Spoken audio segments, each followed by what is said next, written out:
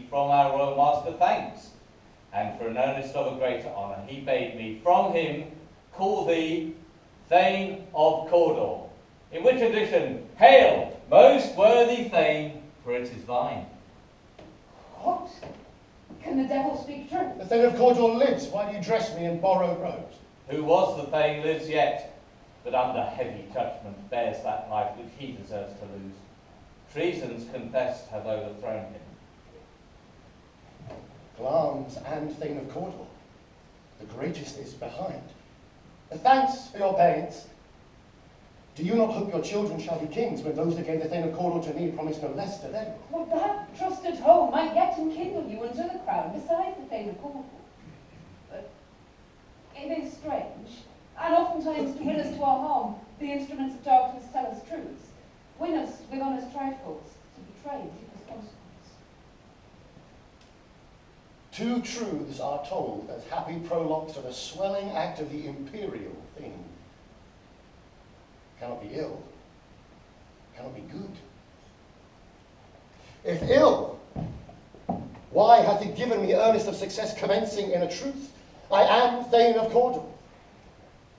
If good, why do I yield to that suggestion whose horrid image doth unfix my hair and make my seated heart knock at my ribs against the use of nature?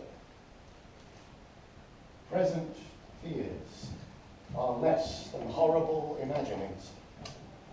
My thought, whose murder yet is but fantastical, shapes so my single state of man. The function is smothered in surmise, and nothing is but what is not.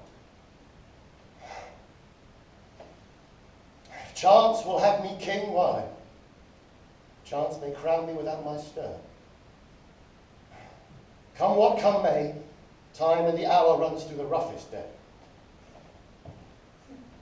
Look, how our partner's wrapped. New honours come upon him like our strange garments, cleave not to their mould, but with the aid of use. Worthy Macbeth, we stay upon your leisure. Give me your favour. My dull brain was wrought with things forgotten. Let us toward the king, and at more time, the interim having waked, let us speak our free hearts each to other. Very glad.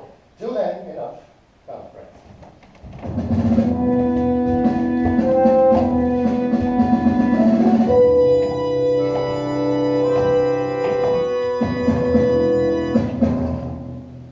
Is execution done on Cawdor?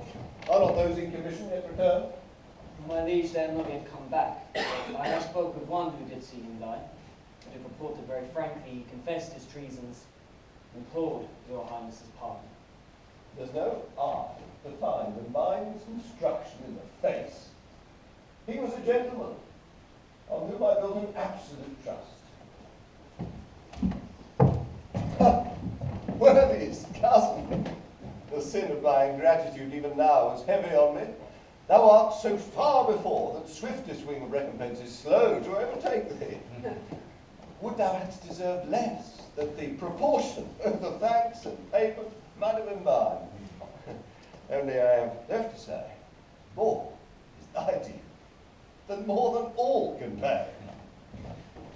The service and the loyalty I owe in doing it pays itself. Your highness parts to receive our duties. Our duties are to your throne and state, children and servants, which do but what they should by doing everything safe toward your love and honour. Welcome hither. I've begun to plant thee, and will labour to make thee full of growing. No, noble banquet, that has no less deserved, nor must be known, no less to have done so. Let me enfold thee, hold thee to my heart. There if I grow, the harvest is your own. My plenteous joys, wanton in fullness, seek to hide themselves in drops of sorrow. Sons, kinsmen, thanes, and you, whose places are the nearest, know we shall establish our estate upon our eldest, Malcolm, whom we name hereafter Prince of Cumberland. Now, not unaccompanied invest him only, but signs of nobleness like stars shall shine on all deservers. Let's strive less and bind us further to you. The rest is labour, which is not used for you. I'll be myself the harbinger and make joyful the hearing of my wife with your approach. So humbly, take my leave. My worthy Cornwall.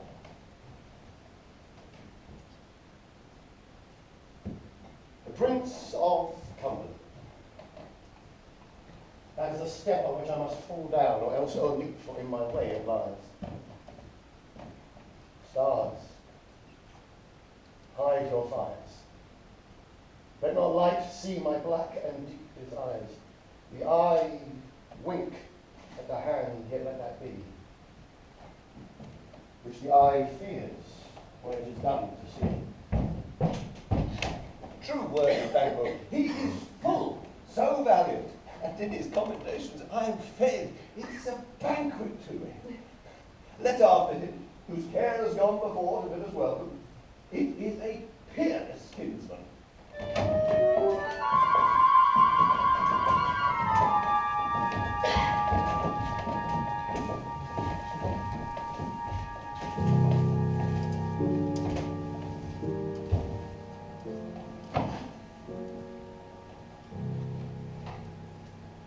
They met me in the day of success, and I have learned by the perfectest report that they have more in them than mortal knowledge. When I burned in desire to question them further, they made themselves air into which they vanished. Whilst I stood wrapped in the wonder of it, came message from the king, who all hailed me Thane of Cawdor. By which title before these weird sisters saluted me and referred me to the coming on of time with hail. Oh, king, that shalt be.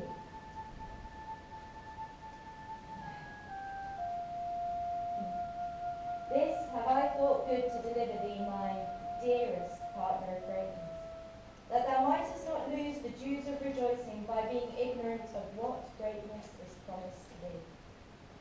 Lay it to thy heart and farewell. Glamis thou art, and Cawdor, and shalt be what thou art promised. Yet do I fear thy nature. It is too full of the milk of human kindness to catch the nearest ray. Thou wouldst be great, art not without ambition, but without the illness should attend it. What thou wouldst highly, that wouldst thou holily, wouldst not play false, and yet wouldst strongly win. Thou'dst have, great Glamis, that which cries thus thou must do, if thou have it, and that which rather thou dost fear to do than wishest should be undone. Hie thee hither, that I may pour my spirits in thine ear, and chastise with the valour of my tongue all that impedes thee from the golden round, which fate and metaphysical aid seem to have thee crowned withal. What is your tidings? The king comes here tonight. Thou art mad to say it. Is not thy master with him? Our Thane is coming. He brings great news. The raven himself is hoarse that croaks the fatal entrance of Duncan under mine battlement. Come, you spirits that tend on mortal thought, unsex me here, and fill me from the crown to the toe, top full of direst cruelty. Make thick my blood, and stop up the access and passage to remorse, that no compunctious visitings of nature shake my fell purpose, nor keep peace between the effect and it. Come to my woman's breasts and take my milk for gall, you murdering ministers! Wherever in your sightless substances you wait on nature's mischief. Come, thick knife, furnace smoke of hell, that my keen knife sees not the wounded mates, nor heaven peep through the blanks of the dark to cry, hold! Hold!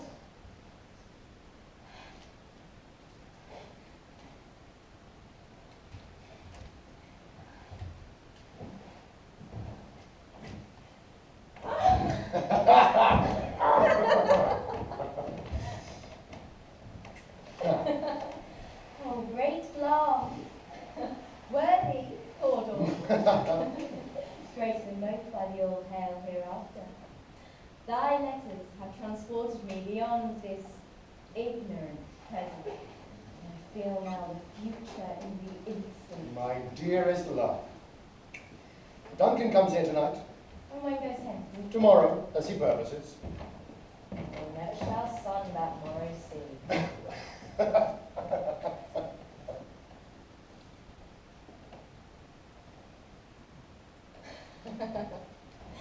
Your face, my Thane, is as a book where men may read strange matters. To beguile the time, look like the time. Bear welcome in your eye, your hand, your tongue. Look like the innocent flower, but be the serpent under it. He that's coming must be provided for, and you shall put this night's great business into my dispatch, which shall, to all our nights and days to come, give solely sovereign sway and mastery. We will speak further. Only look up clear. To alter favour ever is to fear. Leave all the rest to me.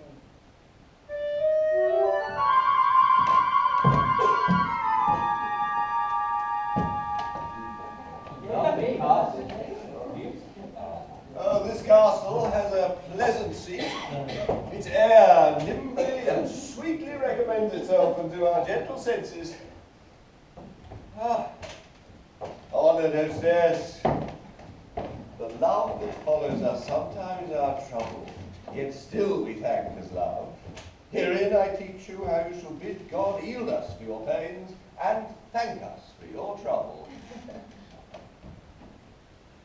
All our service in every point twice done and then done double, were poor and single business to contend against those honours deep and broad wherewith your majesty loads our house. To those of old and the late dignities heaped up to him, we rest your hurdle. Where is the Thane of Cawdor? We coursed him at the heels and had a purpose to be his purveyor. But he rides well, and his great love, sharp as his spur, hath put him to his home before us. Fair and noble hostess, we are your guests tonight. Give me a hand and conduct me to mine host. We love him highly and shall continue our graces towards him. By your leave, hostess.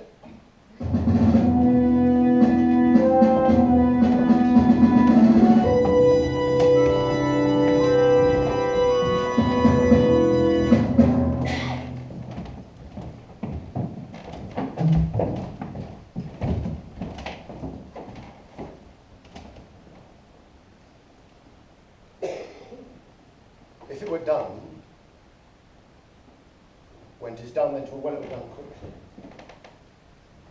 The assassination could trammel up the consequence and catch with his surcease success. That but this blow might be the be-all and the end-all here. But here, upon this bank and shoal at time we jump the life to come, but in these cases we still have judgment here. That we but teach bloody instructions, which being taught, return to plague the inventor. This even-handed justice commends the ingredients of our poison chalice to our own lips. He's here in double trust. First, as I am his kinsman and his subject, strong both against the deed, then as his host. and should against his murderer shut the door, not bear the knife myself. Besides, this Duncan hath borne his faculties so weak, hath been so clear